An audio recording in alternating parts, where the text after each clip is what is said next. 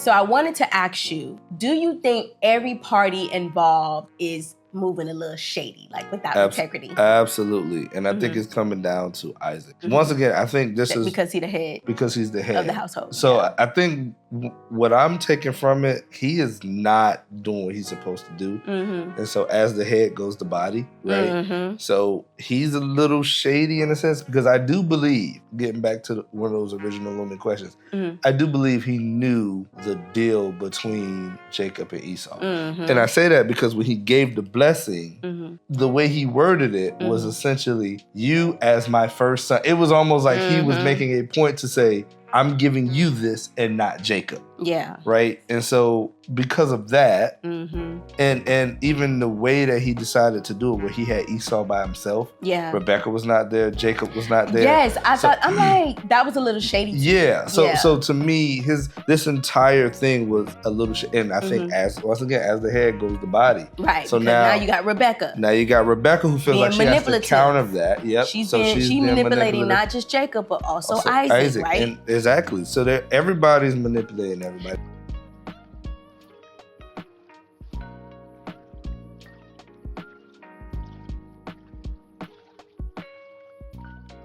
Welcome back to the Carey Podcast. We are your hosts. I'm Donovan Carey, and this is my exquisite wife. Did I use that one before? You did. Okay. When I thought you was about to say ex-wife. Oh, yeah. So this is my exquisite wife, Tiara Carey. Hey, guys. And this is episode 16. Yes. The Carey Podcast. So on this podcast, if you don't know or you're new with us, we go from beginning to the end of the Bible, 1 chapter, 2 chapters, sometimes more at a time. And we just go through and give our thoughts, really. We're not claiming to be experts on the Bible. At all.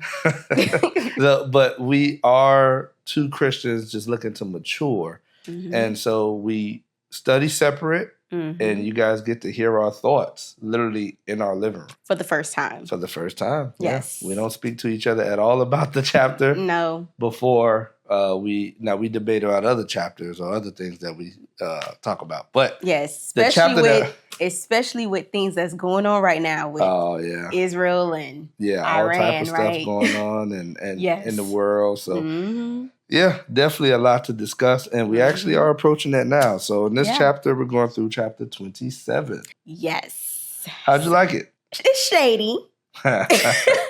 If I had to title this, it would just be shadiness, just straight up. But yeah, I'm excited to ask you some questions because I'm curious to know your thoughts on this. Yeah, same here. When I was reading it, I was conflicted the whole time. I was very conflicted. This was one of those situations where my spirit is saying, this is what God wants. You should just respect that and obey and just be okay with it. But based on how the story unravels, just something in me is like, why him, God? So there were two kind of looming questions I had. So I just, I'm not asking you for an answer, but hopefully during our conversation, we can have it. So two of the looming questions that kind of came up from last chapters was, so in the past, we saw that Esau sold his birthright to Jacob. Yes. Now, one thing that's not explicitly said in here was, did Isaac know about that? So that's one thing that was kind of looming over it for me, which could actually change my entire perspective depending on if he knew or not. Yeah. And then another big looming question was, did Rebekah ever speak to Isaac about when God told her that Jacob was supposed to rule over Esau? Yeah. That was another one that also was looming over this chapter for me. So it's like, if one way is true, then I feel one way. It changes the entire perspective. Yeah. So those two was one of those things. And even like my notes had certain perspectives that I could tell they had certain assumptions. But me, I'm like, but where'd you get that from? Like, that's just your assumption. Yeah. But there's nothing that because we're reading it chapter by chapter. There's nothing so far that has explicitly explained that one way or the other, right? Yeah. Well, I don't really know. Yeah. Or if y'all have any answers or any thoughts about it, feel free to comment below. We would love to hear absolutely what you have to say. Yeah. Yes. So let's get into it. All right. So it starts off by letting us know that Isaac is old and he's practically blind at this point, right? So he's practically blind and almost near death. Like that's how old he is. And Isaac, knowing that he's near death, spoke to Esau. So he asked him to go out and hunt. To go out and hunt for some fresh game. Venison, yeah. That's what it says in it says game in mine. Fresh game. Yeah, I mean, venison is, I think, baby game. Okay, yeah. So it's just basically like wild animals, right? Wild deer, probably, and that is very wild important too. Goats, yeah. I shouldn't say very important. No, you can't say goat. Wild. I looked into it. It said it could have been wild goat too. A wild goat. So when I looked it up, it said goat. I asked specifically, was goat considered venison? Oh, when I looked it up, it said it could have been. Okay, well. I don't know. Yeah, I mean, but wild game. Either way, it was not wild game. It was he wanted him to go get wild animals. Yeah, it was almost, to me, it almost seemed like ceremonial. Something that's not raised, right? Yeah. Not domesticated. So yeah. So did you get anything out of it? It just felt to me like it was almost, I don't want to say a test, but it almost felt like ceremonial. Like, give me something wild. Don't go get something from the flocks outside. Go get something wild. This is a special occasion. I don't know, because it mentioned before that he favored Esau because he used to go out and hunt for him. So it seemed like this was kind of like their thing. Yeah, true, maybe. True. Like you said, this is what you do. This is what you're great at. You're a great hunter. Let's take something that you hunted and let's eat it while I pass down the blessing. Well, it sounded like this was just something that he loved because he was like, make my favorite dish, right? Yeah. My favorite meal. In verse 4, he said, he will pronounce the blessing to you, my firstborn son, before I die. Yeah. So he wanted him to do this before he dies. To his firstborn specifically. Yeah. That he wanted it to go to. That brought up my question. So that was really where that first question came up. Did he know that Jacob technically had the birthright at this point? And was he kind of proclaiming, I don't care what deal y'all made in the background. You're my firstborn son. Yeah. So I had a couple thoughts about that. Well, first, my mind went to, okay, either way, Isaac was not moving in the spirit. Like, this was just purely flesh here. Absolutely. Because, let's just say he didn't know, right? Yeah. He should have went to God about this. It seemed like he used to commune with God before, but now this is something that he personally wanted because clearly Esau was his favorite, right? I feel like if he would have went to God about this situation, God would have told him. Just like Rebekah went to God to consult with him about her babies, right? God gave her an answer and as well told her that the older will serve the younger, right? Yeah. So, and I feel like if Isaac would have went to the Lord, he would have told him as well, but he never went to him. Yeah. So this was just strictly him, like, this is what I want. And we know this is what God wanted because like we said in the last episode in Malachi 1, verses 2-3, he said, Jacob I love, but Esau, I hate it, right? Yeah. Let's just say he did know, right? Let's say Rebekah did tell him. Then that means he just straight up... he just disregarded what he God just said. Completely disregarded what God had to say. And it's crazy because this is a blessing. So if that's the case, he was being very man-centered versus God-centered here.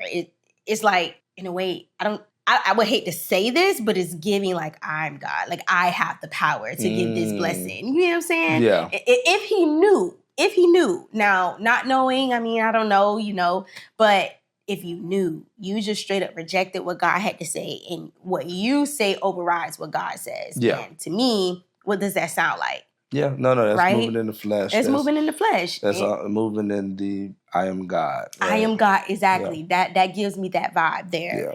Yeah. Which is so interesting because this is so opposite from the Isaac we saw last chapter. Yes. So that's why I'm like, okay, at what point did this shift? Yeah, it's almost like, I know with me, one of the things when I was reading it, I'm like, but I want to know that what happened in between. Because clearly, as time went on, he strayed. He started feeling himself. Yeah. A little bit. At least that's what I'm getting. Yeah.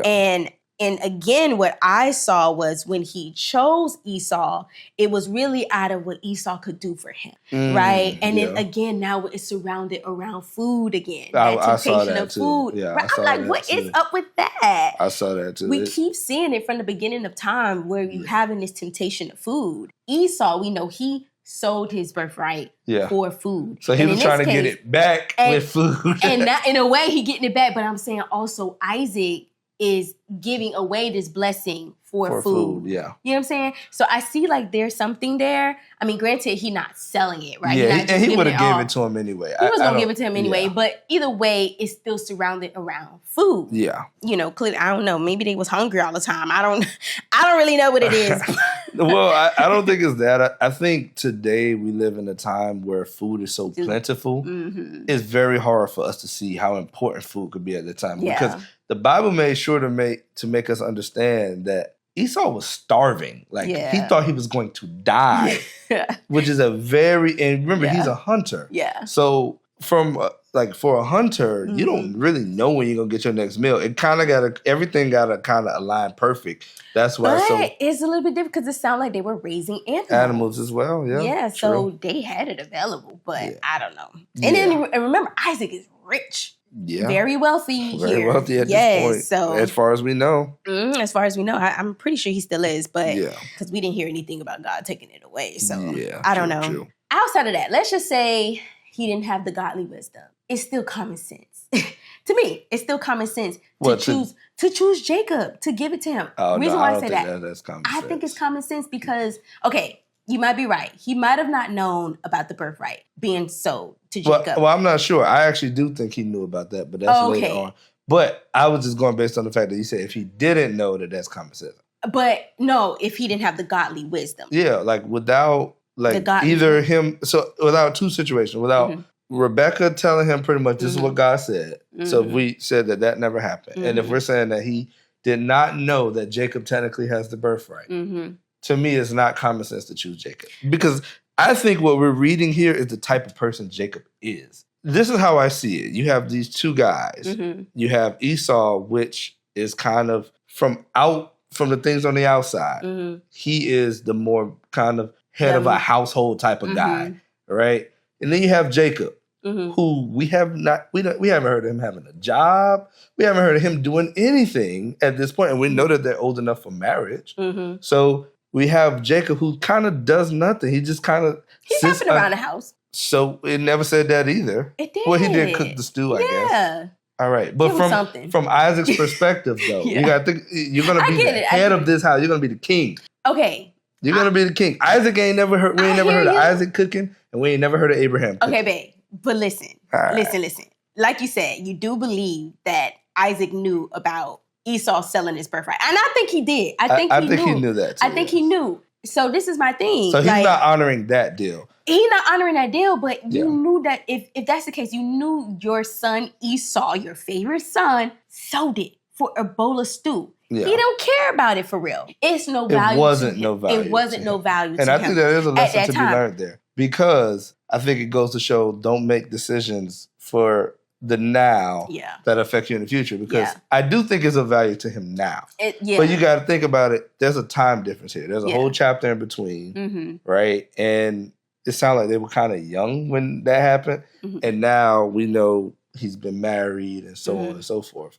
So I do think you're looking at two completely different scenarios. But I agree with you. I think from God's perspective, and this is where I was kind of conflicted. Because from God's perspective, you sold it, meaning it didn't mean much to you. You didn't have faith in me. Whereas I say I was conflicted between spirit and the flesh because Jacob to me is slimy. He comes off as slimy. The second time, okay, but if you see your brother starving, it's your brother who likely brought home most of that meat that you're cooking. If you see him starving, you take away the birthright for him to eat. That to me is slimy. That's not even. I agree. That's not even the type of person Jesus was, right? So when I look at it from that perspective, I'm saying from Isaac's perspective.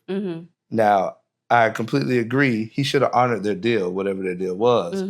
And if he knew about that being God's chosen one, it shouldn't be no question at all. Yeah. But I think here he's leaning on his own understanding, and Esau is one way.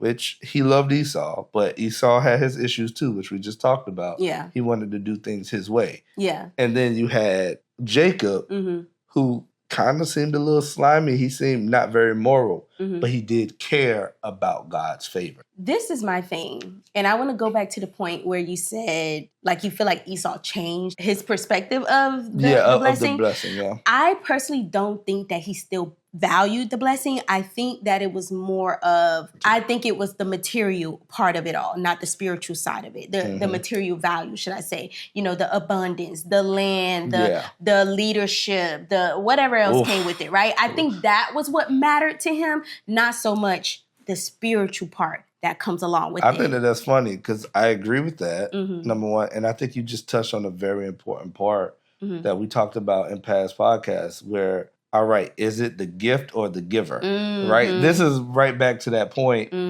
Did Esau actually just value the gift, the blessing as a material thing? That's why the birthright, okay, but the blessing, no, I need that. Yeah, I need that. I need to be king. Yeah. Right? It's my right now. That part. You see that too with how he responds, which we ain't not at yet. But yeah.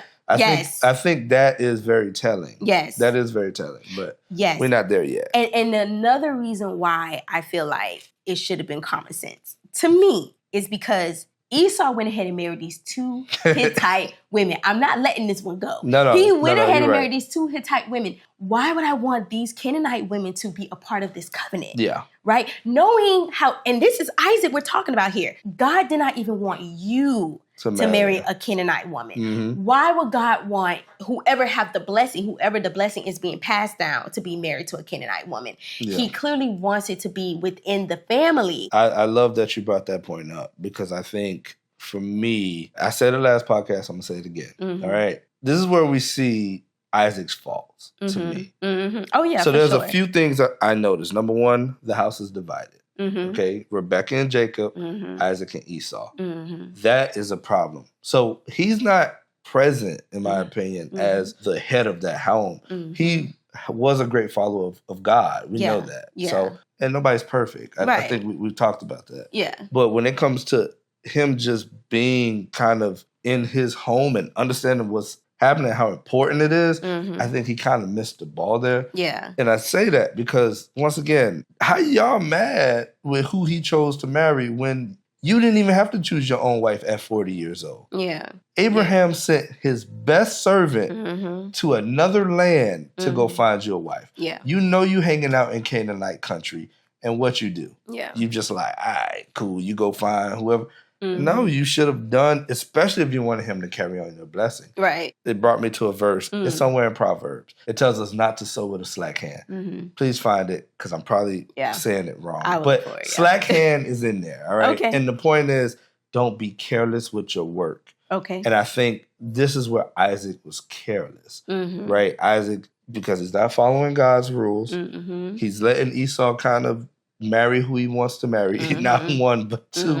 It's his favorite, so he like, He just, well, it said he didn't like that. It said he didn't like that. But he was elsewhere trying to handle business, but he did not handle the business that he should have been handling, which was the future of God's kingdom. Right. Right? And so now we're here. Jacob is not married at this point. Rebekah has gotten the confirmation from God. So I do understand why God chose Jacob. I'm just wrestling with it inside because he's so slimy. He's a slimy guy. His name is literally Supplanter. We talked about this before. Like, we always look at it like a morality thing. Yeah, absolutely. And when it comes to God's will being done, God moves in mysterious ways. God had a plan already. And it's not always for us to understand. No, it's not for us to understand. Yeah. We try. Yeah. Well, and I want to make that very clear. I'm just telling you as I'm reading it. I understand why God chose Jacob. And even if I didn't understand, it doesn't matter. The truth is, through Jacob's line, Jesus was supposed to be born, not Esau's line. Right. So regardless of how I see it, that was the plan. And if we get Jesus because Jacob a little slimy, so be it. Yeah. You know, that hey, look, we got Jesus. I'm cool with it. Yeah. I'm cool with whatever God's decision is, you know? So I want to be clear on that because I know people are hearing me and I don't want them to think that I'm against it. It's more so like as I'm reading it, these are the thoughts. We're just trying to process it. That's absolutely. The reality absolutely. Of it. Yeah. It's just, you know, you have certain values and you're like, God, but this guy? Yeah. I understand not this guy, but this guy? I went into What would have happened had Esau gotten the blessing? What would that have looked like? Do you want to wait till we get there, or you want to? Yeah, let's wait. Okay. Let's wait. Okay. So moving on. Yeah. We so we're around four Genesis. verses. Yeah, I know, right? So we're around Genesis. Did you have anything else you want to say? No. Okay, so we know that Esau agrees and he goes out into the field and hunt for the fresh game. Rebekah overhears the conversation between Isaac and Esau. So she's like, not my baby, because she loved her favorite. It mentioned before that her favorite is Jacob. And we also have to remember that God did go to her. Well, she went to God. But God did tell her the prophecy that the older, I keep saying this, but the older will serve the younger. So she knows that Jacob is technically supposed to be the chosen one. Yeah. So in her mind, she's like, I got to help God along with this plan because it looks like it's going wrong. So I have to take things into my own hands. And who does that remind you of? Sarah. And Abraham, right? The only difference is that God actually told her that this is the way it was supposed to be. I thought about that, whereas Sarah literally took it into her own hands.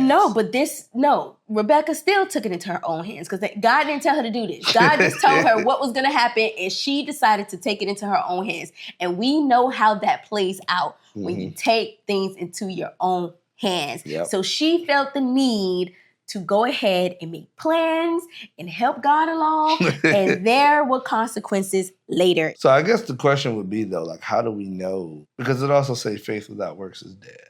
The Bible says that. So I think one of the hardest things to figure out is, what's the difference between doing work to move God's plan along and taking stuff into our own hand? I think, and we're very lucky because now we have the Holy Spirit.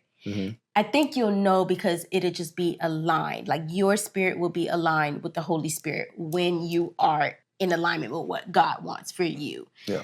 I think that's faith over action. Faith over action. When you're moving out of alignment, he'll let you know. And in this case, she was not, because she was making a plan to deceive, and that's not of God. That's not God-centered.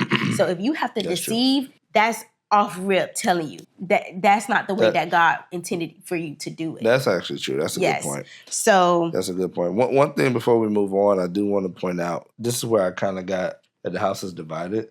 So verse 5 and verse 6, it says essentially it refers to Esau as his son and refers to Jacob as her son. And I'm like, both of their sons. But it's pointing out that this is literally the divide. Their favorites, Yeah, I just wanted to point that out. Yeah, that's actually really cool. I didn't even notice that at all. But we do know she goes ahead and tells Jacob everything that was said by Isaac to Esau. And then she starts coming up with a plan. Like, how can we deceive Isaac, right? Yeah. And I just want to say, she really knew her husband. Because she knew that this fool said that venison was his favorite meal. And she did not cook him venison.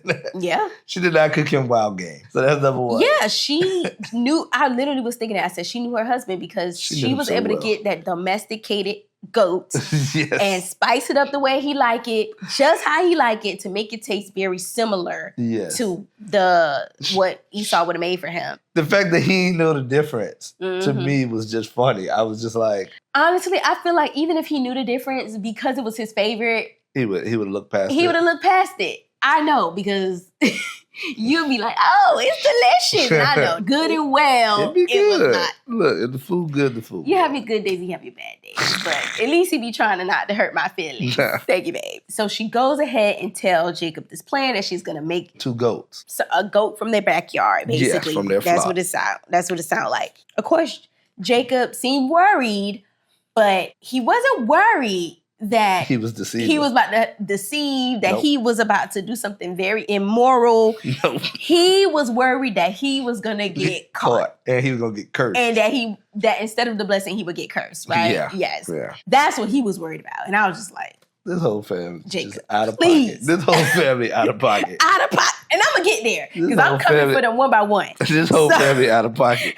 That fool say, I am smooth. Yes. And he is hairy. And he's hairy. And he going to know the difference. But of course, Rebekah had a plan for all of that. Yeah. And I was like, this woman here? Yo, Rebekah was in her bag. And it didn't take long for her to figure it out. Because she had to have think of this stuff quickly. Or she already knew this how it would happen. Like, I was almost wondering if she just knew. She knew her husband very well. Like, I think if there's one thing that this show is how well she knew her Isaac, husband. Yeah. I mean, they was old at this point. Yeah, they were old. So she knew him inside and out. She just like, oh, all right, don't worry about that. We're going. So for those who didn't read it, he's worried about being smooth. So she used the goat skin and put it around his neck and his hands. And his arms. So that he would appear hairy, because remember, Isaac is blind. So before we got there, she did assure him, like, she made him feel better and was like, oh, the curse will fall on me, right? Yeah. So she just wanted to make sure he get this blessing, right? She's like, by any means, I don't care.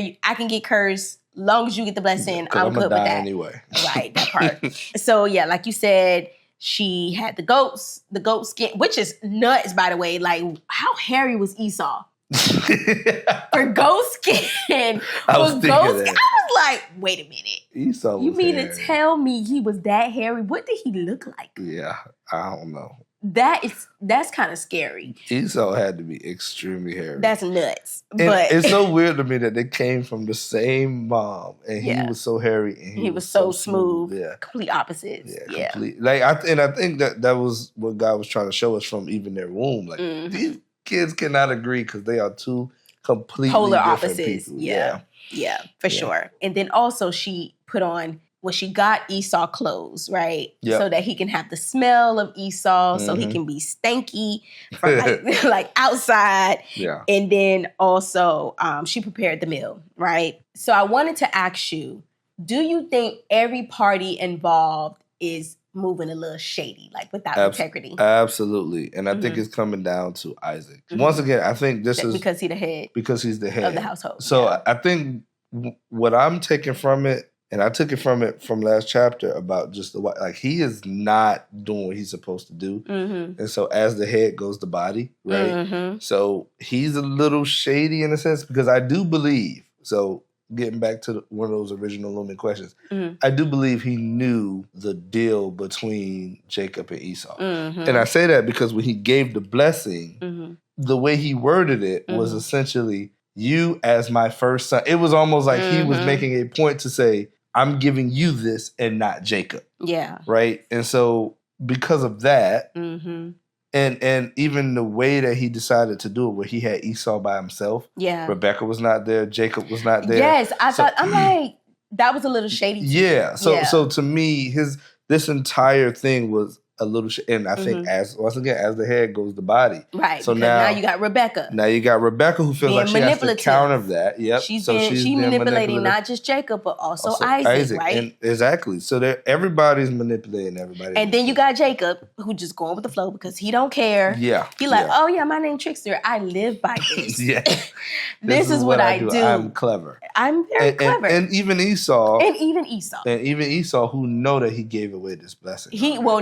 He gave away the birthright. Yes, but this is my thing. If you gave away your birthright as the firstborn, why would you not allow him to have the blessing that goes along with that? Yeah. So I thought that was a little shady. And he didn't tell Jacob. He was just going, let me go ahead and go get this food. Yeah. Before you know it, you're going to be serving me. Yeah, that part. So I just thought everybody was just kind of plotting in a way. Yeah, it felt, what is this? It felt very Game of Thrones. Yeah. When I was reading that. Maybe Game of Thrones is inspired by this or something. It is. Oh, okay. Well, I don't know about specifically this story, but for sure. But just the Bible. Yeah, they take different stories from whatever. That makes sense. That's his own thing. But honestly, yeah, when I was reading, I kept thinking, usurper. Like this is what it felt like, This is a hot mess. Yes. It's a hot mess in that household. And God is just probably like... Yeah, God, he ain't talking to nobody. God's been talking to people. He just sat back and watched I ain't got time this to play with these thing play I ain't got time to play with them. They'll figure it out. Even I don't want to be a part of this. So how nice. He was not in the center of that at all. It was every man for themselves. It seemed to be. Absolutely. Except Rebekah. It was maybe we'll find out in Jacob, the future that was God plan. But as of now, it don't feel like that's how God. But I said even then, to me it felt more prophetic when God was explaining it to Rebekah. than actually him saying, this is what I want. No, because he confirmed it in Malachi. Yes, that is true. what he wanted. That's true. You know, so, I mean, yes, it was prophetic, but it's also what he wanted. Yeah. And God is always going to get what he wants. Absolutely. So, well, we see he was willing to do some stuff to get some stuff he absolutely. wanted. So his ways are not our ways. It's not. So he goes ahead and bring the meal to Isaac, right? Yeah. And off rip, Isaac is like, who are you? Because he's confused. How it's so done so quickly. Like, how he get there so quickly? Because in NLT version, this is verse 19, Jacob says to Isaac, is Esau your firstborn son? I've done as you told me. Here is the wild game. Now sit up and eat it so you can give me your blessing. Mm-hmm. And Isaac, he's confused. Like, like you said, how you get here so quickly? Yeah. Like, the math ain't math and you just left. Yeah. You went and got this wild game, you cooked it and got back this quick. Yeah. It's not making sense to me. So Jacob responds in verse 20 and says, the Lord your God put it in my path. This is the first time we're seeing somebody lie on God's name. Lying on the Lord's name. We've seen them lying before, but you lying on God's name? Yeah. That's next level. And I feel like this was the moment where God said, go ahead and put that. Thou shalt not lie in that first in that 10th commandment, because they out there wilding. Yeah. You will not lie on my name. Yeah, excuse me. He had it written and typed and ready. And when that happened, I'm telling you. Oh man, this is. But you know what? When he lied on his name, I truly do believe that God was like, "You will pay for this," and He will make him pay for this in the later chapters, where he will meet his match. And I'm excited to get to that point. Yeah, you think you're a trickster? I'm gonna give you a bigger trickster than you. Yeah. Mr. Oh, you remember him when he's like, oh, the bless of the Lord. What he said to Eliezer, Laban. You remember when he was doing the most when Eliezer came there? Oh, bless of the Lord. Yeah. This guy is something else. So we gonna get into their story. Get with Laban, but we ain't even there yet. We ain't there yet. But I'm just saying, I feel like when we get there, that is his punishment. What goes around comes around. That's his punishment for all of this. And you lying on my name. Yeah. You gonna get the worst of the punishment. Literally. But you chosen, but you gonna get it. So when we said that the Bible was a soap opera, this is it. This is it. This is definitely it.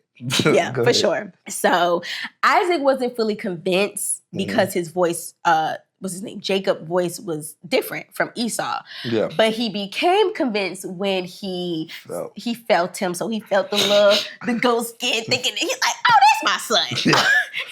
Okay. Just that. Can't nobody mimic that. No, ain't no way. Ain't no way. Yeah. And then also the smell, he smelled like Esau. So he was convinced. He accepted it. Yeah, he accepted it. And at that point, he goes ahead and blesses Jacob while in a way kind of mirroring the Lord's covenant with Abraham. Yep. And then also what he said to Rebekah when it came to the abundance, to the leadership of the nation, him being the master over his brothers. Anyone who curses him will be cursed. Whoever blesses him will be blessed. Yep. That whole ordeal. So it kind of mirrored what the Lord has been speaking. Yep. So now we have what, verses about 26 through...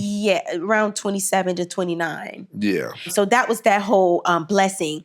And I wanted to ask you, if Rebekah and Jacob would have never intervened with their plan, do you think God's plan would have still been fulfilled through Jacob? Yes. So I do think if, let's say the blessing went to Esau, I think something would have happened down the line that Jacob would have got the blessing anyway. However, because I think God's will is God's will. Right. It's going to happen. Right. However, I think one of the bigger concerns that I had was that I think there would have been a lot of damage done. So Esau, to me, and based on some of the stuff I see, is nothing like Abraham or even Isaac. Yeah. Abraham and Isaac were more peaceful. We've seen Abraham fight once, really, and that was to go save Lot. But other than that, Isaac, they literally was coming after his wells, and he didn't really... Esau don't seem like that to me. Esau seemed like if he was in the position Isaac was in, people were dying. Yeah. All right? Yeah. And it kind of brought a parallel to me of Seth and Cain. So when I was looking at the brothers, I was like, because when you look at Cain and his lineage, they did a lot of great things, but they were not good men. Yeah. And I think that's what we would have got more so if Esau was the head of that household. Yeah. Now, I think at some point Jacob would have took the blessing anyway, but how much damage would Esau have done in that time? Mm-hmm. You put a person like Esau with God's backing behind him, Mm-hmm.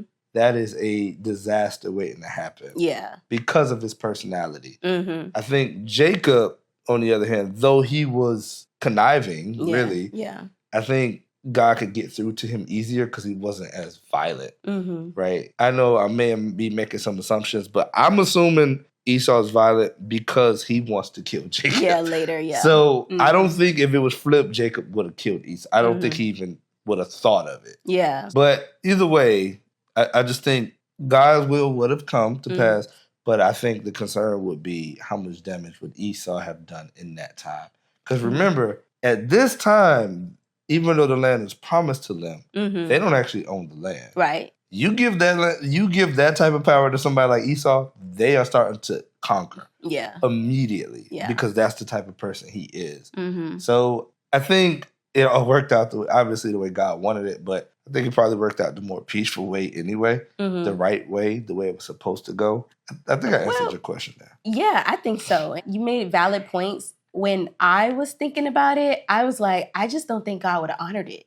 Yeah. Like, if he would have blessed Esau, I just think he would have been like, okay. That's your blessing. That's your blessing, right? Because Isaac he's not God. He's just a man that's giving God's blessing here. Yeah. God has the last say. Absolutely. So he would have just been like, no. And then he probably would have came to Isaac and was like, you need to actually bless Jacob. That's the one I chose. It's no different to like pastor ordaining someone else to be a pastor or to run a church. Yeah. Like, doesn't mean that God is going to don't honor mean it. that that's God's ordained person. Right. That just means that pastor like this next person, or maybe they child or whatever. Yeah, yeah, absolutely. So I think either way, I just think God would have been like, I hear you, Isaac.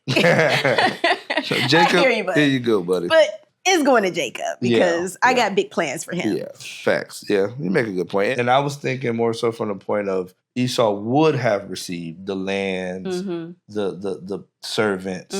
So that's what I was talking, like the damage he would have done with that. No, I more agree. so than I know I did say with God's backing, but that wouldn't have been with God's backing, like you said. So you make a good point there. Yeah. And then also I was thinking if it played out exactly how God wanted to play out, I just don't think deception would have been a part of it. That's what had me struggling with this one, because I'm like, God, why bless someone who is so deceitful? But I just think God honored it because it was already His will. It was already His will. Right. Like it was already supposed to happen. How it happened, and from what you remember, said, Isaac didn't even know. Yeah, he didn't even know he was blessing Jacob. Okay, he was literally blessing Jacob unknowingly. Yeah, but God honored it because it was his plan. Yeah, regardless. So he's like, all right, well, we'll let it happen. We got there the wrong way, but we got there. So yeah, and I mean, to your point, Jacob still has a lot to go, and we know. I know a little bit about his encounters with Laban, which is his whole story. Exactly. So, yeah, exactly. No, you make a good point. Yes, and God, like, I'm gonna work on him. No worries. Yeah.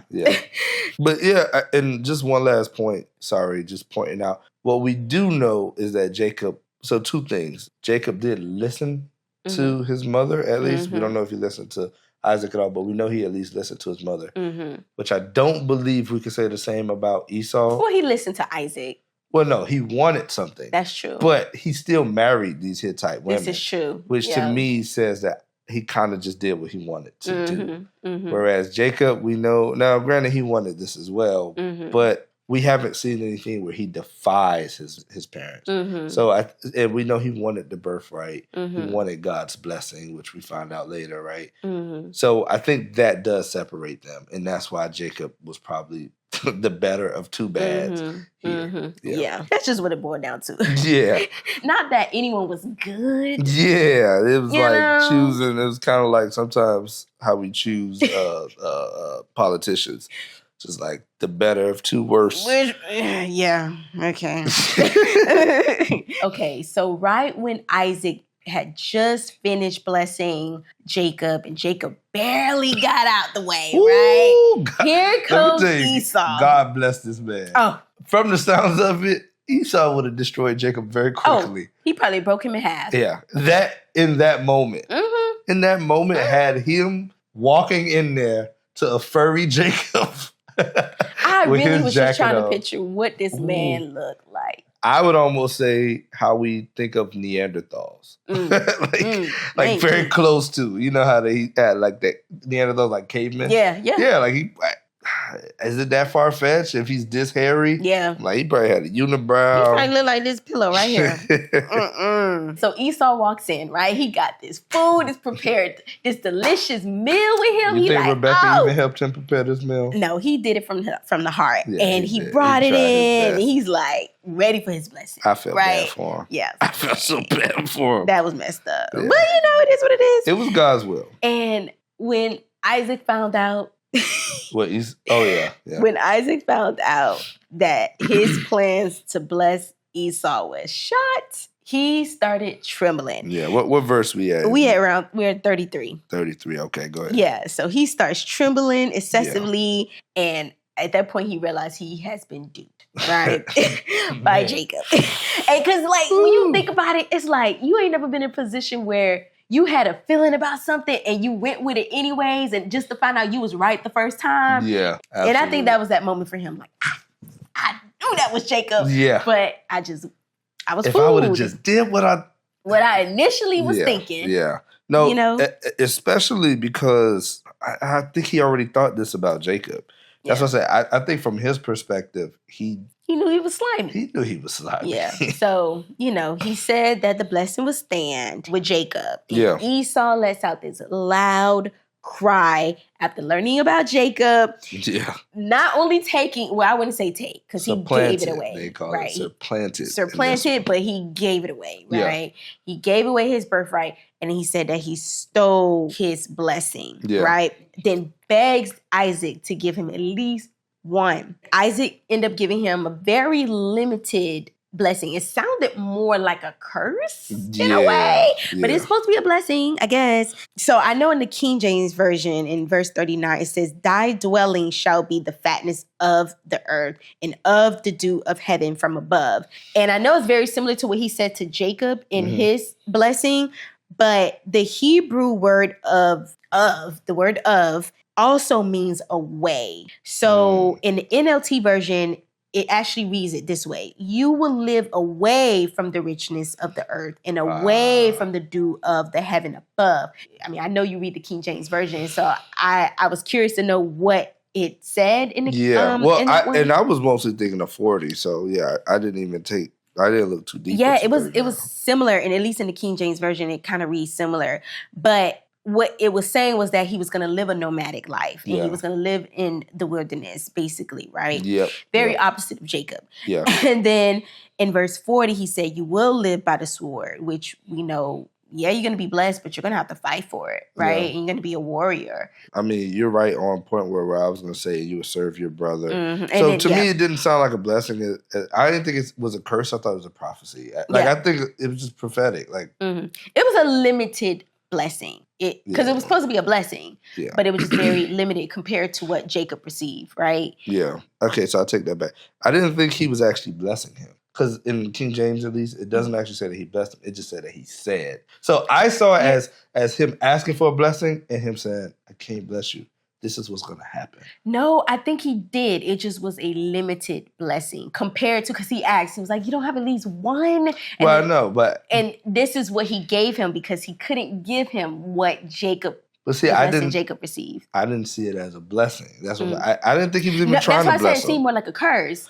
I didn't think he was cursing him either, though. I think he just was saying... I don't think it's not a curse. This is the life you're going to live. Yeah, it's not an actual curse. But your brother took the good life. This is the second option. Yeah. This is what I got for you. Yeah, but we know that he ended up blessed regardless later. Well, we don't know yet, technically. Yeah, but I guess I don't know. Yeah, I don't even know the story. So he ended up being, I remember reading it. But the part where he says, "But when you decide to break free, you will shake his yoke from your neck." And it could have been him saying like, "Oh, when you let go of the anger, he'll let you go." How I read it. I think it's a double meaning. It's also foreshadowing their descendants later. So it's foretelling what will happen. So we know but in 2 Samuel 8, Israel, which is under Jacob's line here, they were subdued Edom, which is Esau line here. They will subdue him under King David. Yes. Okay. And then in 2 Kings, the Edomites, so Edom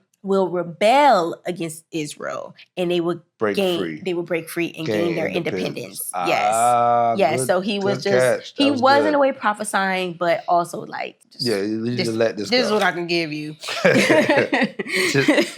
So in verse 41, Esau hated Jacob because Isaac had given Jacob the blessing, and he began to make these plans.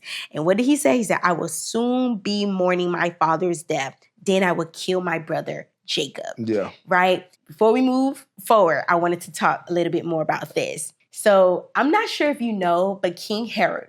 Do you know about him? No. So he is. But I know, he was the one who was going after Jesus. He was the one that went after Jesus. So he is from the bloodline of Edom. Oh, so he's Esau's descendant. He's Esau's descendant. So so this is not actually stated in is not actually stated in the Bible, but it is in the Jewish text. And if you want, the easiest place you can look it up is thetorah.com.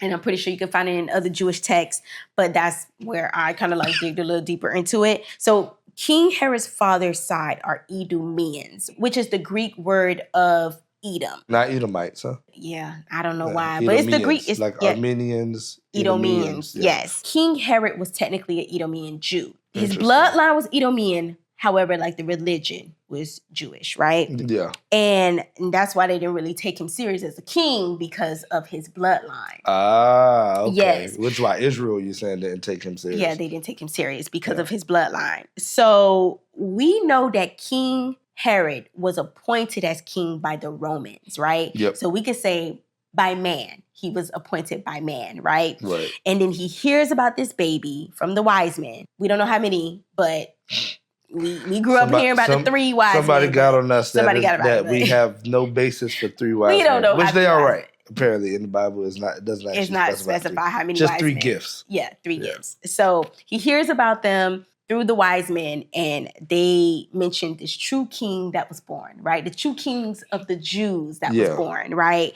And we know this true king that they were referring to was baby Jesus, right? And baby Jesus comes through the bloodline of Jacob. Right? And we know, as stated before, King Herod comes under the bloodline of Esau here, right? We know that Jesus was appointed by God versus King Herod, he was appointed by man. Yeah. As we know, when he heard about Jesus, when he heard about this new king of Jews, he felt threatened. He felt like his power was going to be taken. His position, right, as king was threatened. So he wanted to kill Jesus. He was killing the babies, and he missed Jesus because they hid Jesus Jesus in Egypt. Yeah. And to me, I felt like this was like, I wouldn't say like a foreshadow. I don't know if it's like a foreshadow, but it's definitely a full circle moment of when Esau himself said, I will kill my brother Jacob. Yeah. Like just that same anger of like, no, you took my position. You took my job. Exactly. Well, you took my position. Exactly. You took my position. So this was like a full circle moment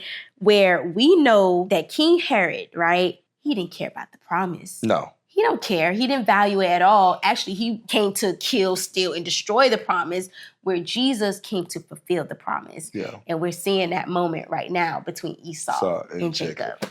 Yes. Again, good job. Thank you. That was good. So I was like, that was good. That makes sense, but it made sense to me. You was hiding that one in your back pocket. That was good. That was just a little bit. That was good because the more we read, the more we see. Like, there's a lot of this happening in the Bible. Like, it's undeniable. Like the first time you see it, you're like, okay, that's just me. Yeah. But I think you keep seeing, you're like, no, a lot of this is just seeming. And I bring back to that Ecclesiastes 1:9. Yes, I literally was just saying, it's nothing new. It's nothing new. And it's probably still happening today. There's a reason it says that in the Bible. Yes. It's so that we understand that a lot of this stuff that we've seen, it keeps happening, and we're going to continue to see it. So we can recognize these signs and understand, what's happening. Yes. And I thought what was interesting about everything you just said was, I have here written down that Esau was godless. And I think based on what you just said, Herod also was godless, right? Like he wanted to destroy, he was religion. He was like the Pharisees, right? In the sense of he wasn't with God, though he talked, he believed in Judaism, but did he actually believe in the God of Judah? Yeah. No, right? That was good.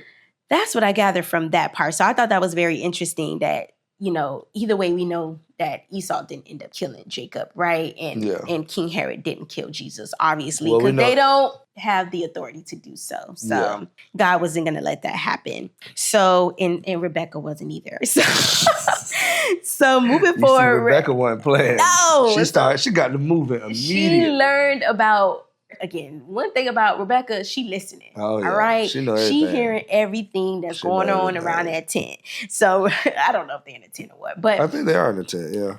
Yeah. So I guess it's not that hard to hear. So Rebekah learns of Esau's plans, and then she comes up with a plan, right, for Jacob to just go off and go with her brother Laban in Mesopotamia while Esau just cools off, and then she was going to call or send for him back, right? Send for him to come back. And that never happens, right? Because we didn't get there. We didn't get there yet. But what I wanted to point out is that in a way, she got her punishment too. Because since we're talking about it right now, in a way, she got her punishment too. Because Jacob actually did not come back until years later after she had died. Yeah. So she never even got to see Jacob again after this. And that was her favorite son. Yeah. So that in a way was her punishment for all of this, in my opinion. That's a good point. And as well as Jacob. Everybody kind of got punished. Everybody got punished in a way. And they deserved it. Yeah. But one of the points I was thinking about was she goes to deceive Isaac again. Mm-hmm.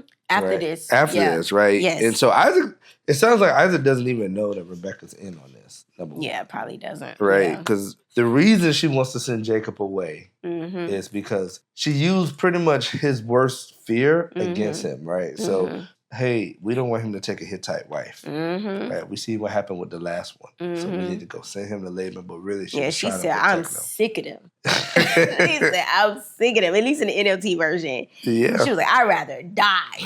She pulled out the die card, okay? It don't say that one on this one. It says in NLT. Oh, yeah, it does, actually, 46. the last one. Yeah, daughters of the land, what good shall my life do me? So, So she pulled that card on him, and she just had to pull another manipulation tactic, a final one, to save Jacob once more.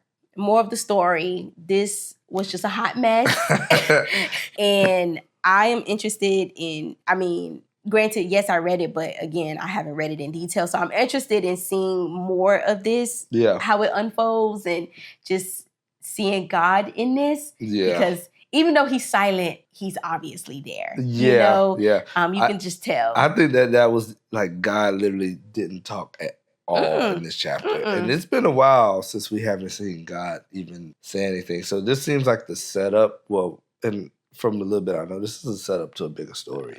This is pretty much the story to the setup of Israel, right? Where really, Jacob gets named Israel, and this is the beginning of that nation. So we're looking at the foundations of this, and it's very messy to begin with. And it makes sense why God would name him the one who wrestled with God. Yes. I think this was just showing what happens when God isn't at the center. Yeah, chaos. Every single person involved had men in the center of it, not God. Yeah. And this is the results and the product that you get when that happens. So I feel like that's what this was highlighting. I believe Paul talks about that God being a God of order. And we see that everything about this was out of order. Yeah, absolutely. Yes. Again, another good chapter. Yes. And another good episode, for sure. Yeah, definitely. I enjoyed this one for sure. Let us know if you enjoyed this one, if you have any thoughts of anything that we talked about, or if you picked up something that we didn't pick up, please share below. We would love to hear what you have to say. Absolutely. Yes. So I don't know if you could tell, well, you probably can't tell, but we are getting over a little cold or whatever this virus is. I don't know. So we are going to take a week off just to kind of rest our bodies and just kind of rejuvenate. Yeah, get our house in order. Get things back in order. So we'll return the following week, right? Following Sunday. Yes. bigger and better. Yes. Just keep reading. Yes, definitely. We encourage you keep reading. I mean, we're going to keep reading. Yes. But just when it comes to recording, we're just going to give this some time. So we're not clearing our throat. Exactly, because it has been a struggle. Again, we want to thank you for being here and making it this far. Yes. And we look forward to meeting again, and we appreciate you. And if you have not, please like, share, subscribe, and I guess until next time, the following week. All right. See you guys later. See you soon.